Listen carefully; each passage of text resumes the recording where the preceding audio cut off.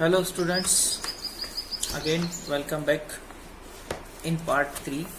इस वीडियो में हम डिस्कस करेंगे about the second and third topic of this unit, and they are various committees and their responsibilities, then tournament क्या होता है, then types of tournament. ये second और the third chapter है इस unit में. But before we start, I want to tell you a few things. It would be better if every time you have take your book and pencil with you. Then 3 काम आप लोगों को करना है. जैसा कि बुक में आप लोगों को पहले भेज चुका हूँ, बुक की इमेजेस. तो जो भी टॉपिक हम लोग पढ़ रहे हैं उसको एक बार आप लोग घर पे पढ़ लें. देन वीडियो देखने के बाद, पढ़ने के बाद, वीडियो देखने के बाद में हम एक बार और उसको रीड कर लें. तो ये 3 टाइम हम लोगों का रिवाइज हो जाएगा.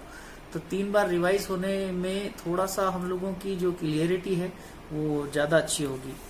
और क्योंकि ये topic most of the time मैंने देखा है कि स्टूडेंट्स को कई सारे कंफ्यूजन इसमें कंटिन्यूसली बने रहते हैं.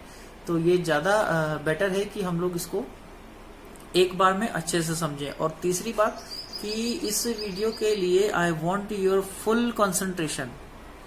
अगर हम लोग इसको एक बार में ध्यान से पढ़ लेंगे या ध्यान से सुन लेंगे तो it would be prepare for the whole year and हम लोगों को स्कोर इसमें अच्छा मिल पाएगा.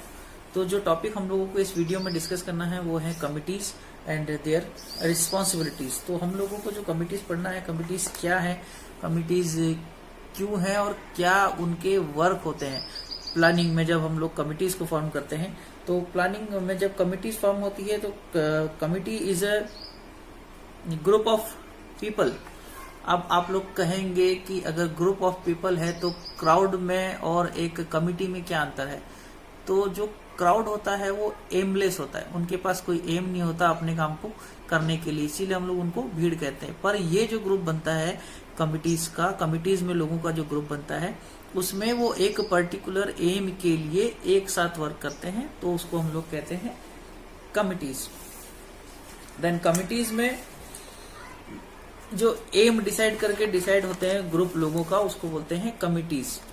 और कमिटीज की आवश्यकता क्यों है, वाई कमिटीज ऑफ फर्म्स. तो इसके लिए मैं एक एग्जांपल देना चाहूंगा आप लोगों को कि जब सपोज हम लोग अगर स्कूल का एक स्पोर्ट्स डे ऑर्गेनाइज कर रहे हैं तो स्कूल के स्पोर्ट्स डे को ऑर्गेनाइज करने के लिए ऐसे कई सारे काम होते हैं जो कि हम लोगों को अरेंज करना होते हैं. अरेंज करने के लिए, कामों को एक साथ करने के लिए कई सारे लोगों की, मेन पावर की, वर्क की जरूरत पड़ती है. तो उसको कई सारे लोगों को एक साथ एक काम के लिए डिवाइड करके वेरियस कमिटीज को बनाना पड़ता है. उस काम को 100% श्योर सक्सेसफुल हो कार्यक्रम, इसके लिए हम लोगों को प्रोग्राम को कंप्लीट करने के लिए, कंडक्ट करने के लिए लोगों की जरूरत पड़ती है और हमको कमिटियां बनानी पड़ती है. Committees is made for efficient work or division of a work.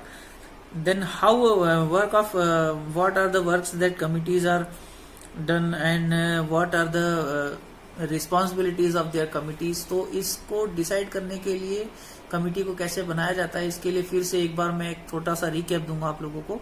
Recap जैसा कि मैंने पहले बताया था कि कमिटीज की जो रिस्पॉन्सिबिलिटीज होती है उसको 3 पार्ट में हम लोग डिवाइड करते हैं. प्री इवेंट वर्क्स कई सारे होते हैं, देन ड्यूरिंग द इवेंट्स कई सारे वर्क्स होते हैं, और पोस्ट टूर्नामेंट्स के, पोस्ट का इवेंट्स के बाद के कई सारे वर्क्स होते हैं. अब टूर्नामेंट के पहले जो काम है वो बहुत इंपॉर्टेंट है, क्योंकि अगर हम लोग स्पेशली एक फिजिकल एजुकेशन के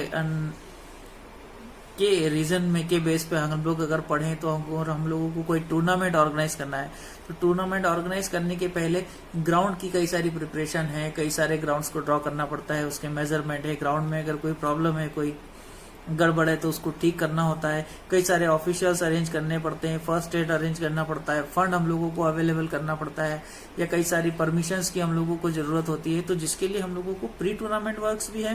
देन ड्यूरिंग द टूर्नामेंट्स अगर कोई कंडक्ट कराना है प्रोग्राम, तो किसी भी स्पोर्ट्स इवेंट को कंडक्ट करने के लिए बहुत सारे ऑफिशियल्स की जरूरत पड़ती है. कोई विसिलिंग के लिए, कोई स्कोरिंग के लिए, कोई फर्स्ट एड के लिए, कोई वाटर की अवेलेबिलिटी के लिए या अनाउंसमेंट के लिए, तो इसके लिए भी हम लोगों को ड्यूरिंग द टूर्नामेंट भी कई सारे वर्क करने होते हैं। देन पोस्ट टूर्नामेंट की कार्यक्रम खत्म हो गया, उसके बाद में इवेंट कंप्लीट हो गया, उसके बाद में हम लोग क्या कर सकते हैं, तो इवेंट कंप्लीट करने के बाद में उन लोगों को प्राइज डिस्ट्रीब्यूशन होता है, सर्टिफिकेट देने होते हैं। तो ये कमिटीज क्या है, इसको थोड़ा सा और डिटेल में हम लोग अभी पढ़ेंगे। इसी वीडियो में